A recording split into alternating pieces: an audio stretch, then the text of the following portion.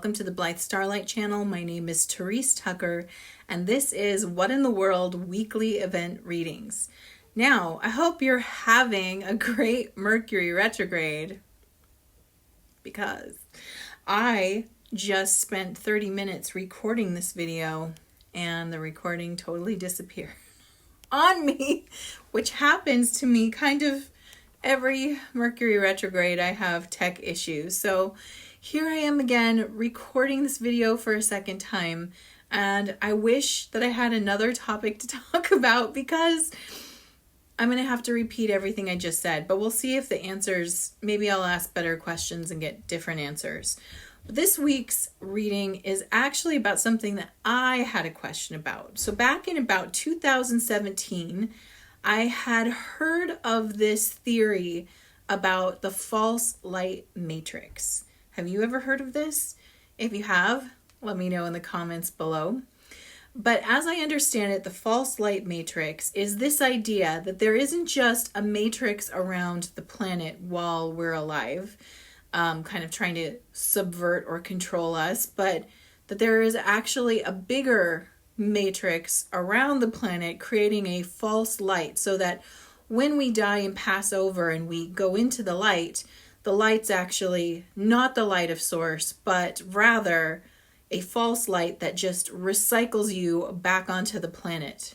So it's kind of like the idea of reincarnation isn't so much about karma and you choosing to come back here to learn or adjust, but rather that you're helplessly sucked into this vortex and just you can't get out. You're just like, even when you die, you come right back. So I wanted to ask, did this false light matrix ever exist? So, or does it exist? So we're going to ask the pendulum now.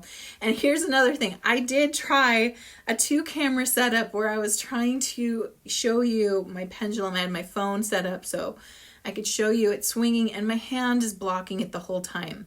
So even with a second setup, I'm I need help. So camera over the hand, not the best angle. I need ideas. What's another way I could set this up so you could see the pendulum moving and I don't have to do my chicken wing thing so you guys can see it. So we're gonna go back to the question, and the question is, from the highest truth, has there ever been, and is there now, a false light matrix? Yes or no?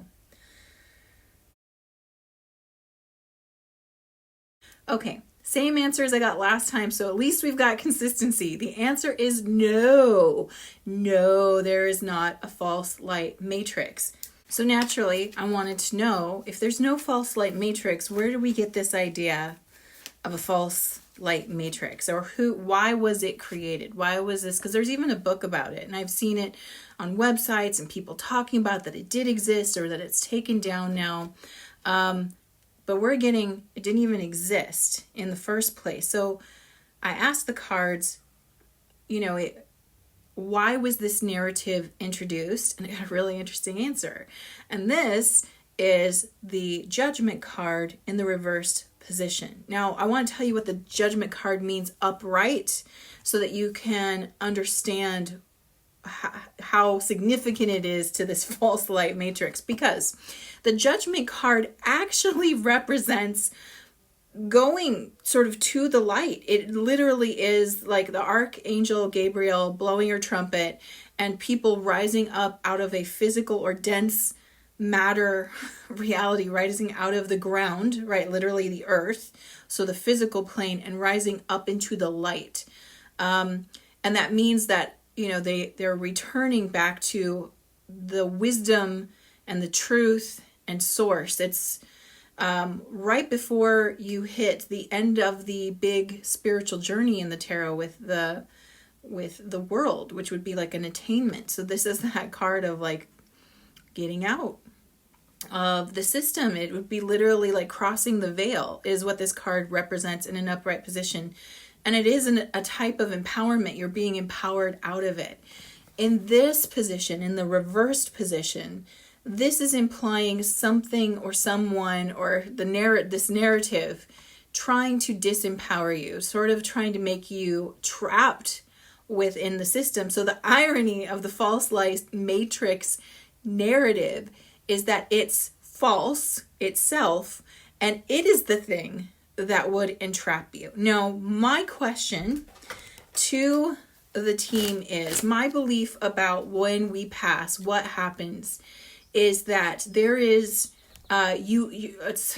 you're writing your own story. Just like when you're alive here, you write your own story, but your pure consciousness and what you're creating, what you're believing, is what you get to experience. And I truly believe that there is more of a consensus in there. And when I say consensus, I don't mean like what we from the human perspective understands. I mean like there's a consensus, a type of order to this big system. But I do think that when we pass over, whatever belief system we're holding will be sort of the first thing we're introduced to in the non-physical, to make the transition as easy as possible. So let's say your belief system tells you that when you pass over, you're going to be greeted by loved ones and go to some warm, loving, and happy place.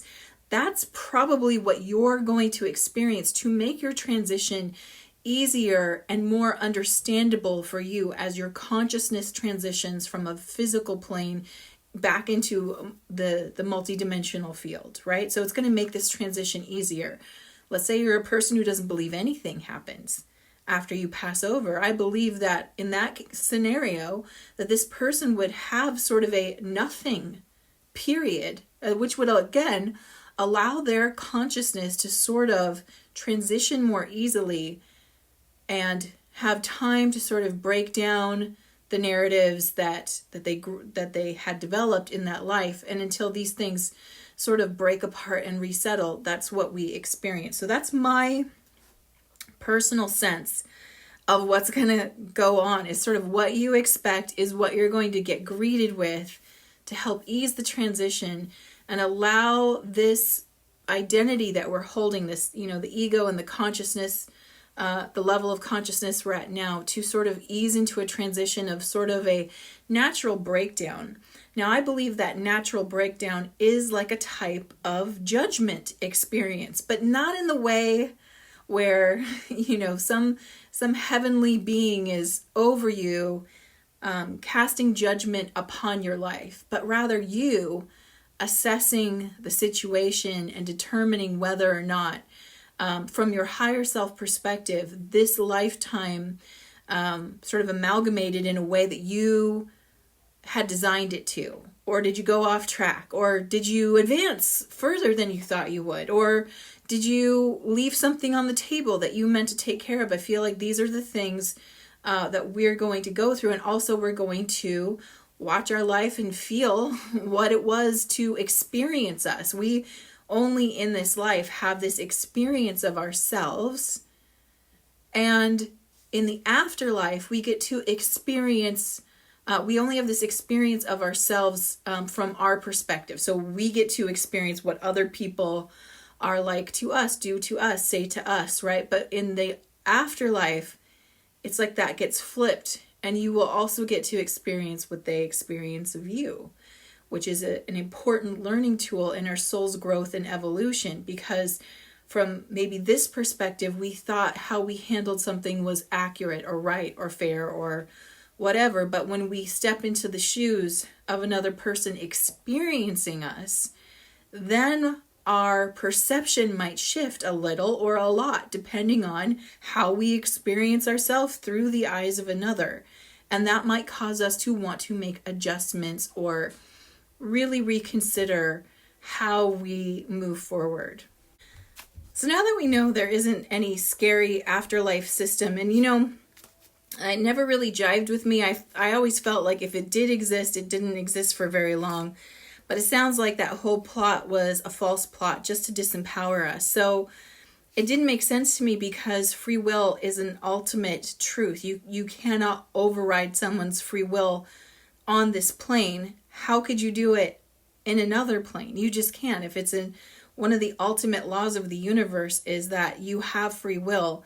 No one could force you back into a system. They would have to convince you back into a system and get your consent to do it. So I just didn't think that felt very resonant for me, and I'm happy it's not. I'm going with it's not.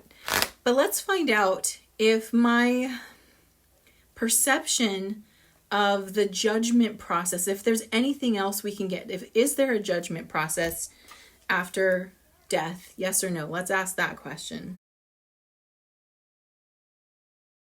Okay, so the answer is yes. Makes sense. And I want to ask my team if there's any more information they can give us about this judgment process. But I just wanted to see what the team has to say. It was really interesting because I feel like my team is being a little glib with me right now because I asked, is there anything else you can tell us about this process that happens after death?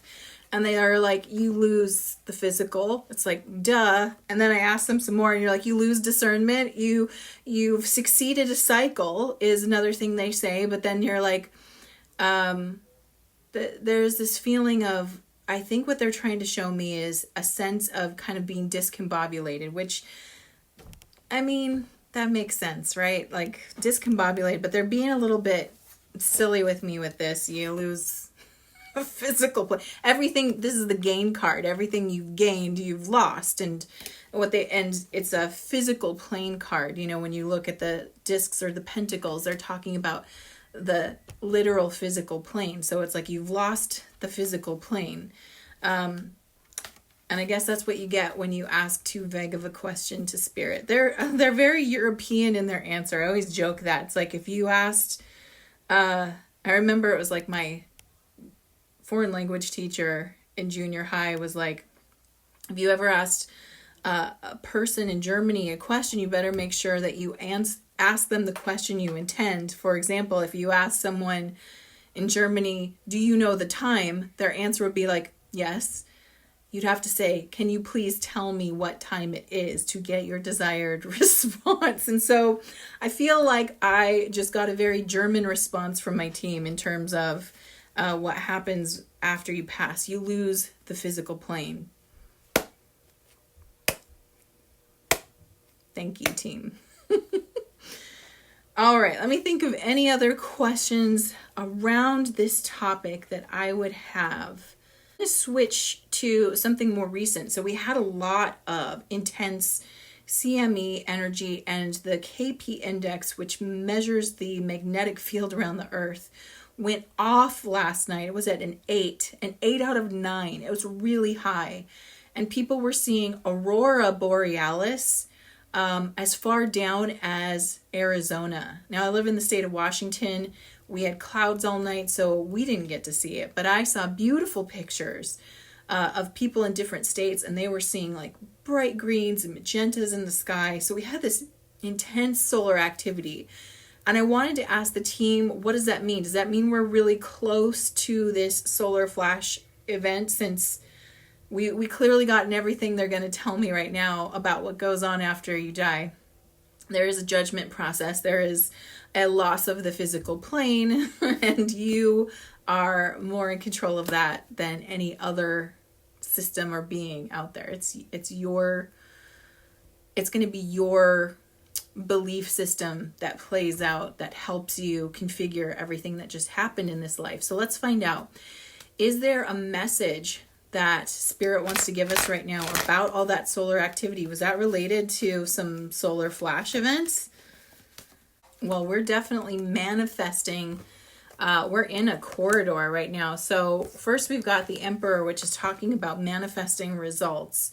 And I feel when they're giving me this card, they're letting me know that it also represents the 4 represents the earth. So something is manifesting now. I feel like we are getting closer all the time. Maybe this is going to become our norm for a while, because right behind that I get the Queen of Discs, which also represents the earth plane. And in the court cards, one of the ways you can kind of tell timing is the progression of the cards. So for example, the pages would represent the beginning of a progression, and the kings would represent the culmination of a progression. This is a queen card. So queens and the queen of the earth, right? So queen cards would be like, we're getting close. We're not at the culmination, which would be a solar flash, but we are in that corridor. We are in we're moving into these final stages. So we're manifesting this into the physical plane, and we're seeing it. But I'm getting the fact that we might get ready to see it a lot as we get closer and closer to this event. That as I understand it, we're going to kind of know. I know I've heard from some sources that as we get nearer, like phenomena starts to happen that makes it very clear that it's coming. And one of the things I've heard, which we could ask about, is that we would actually start seeing through the veil, meaning we could see to the other side and we would see loved ones who've passed over. We would be able to see them like you could see me right now. So let's ask really quick, does that happen before the solar flash? Thank you.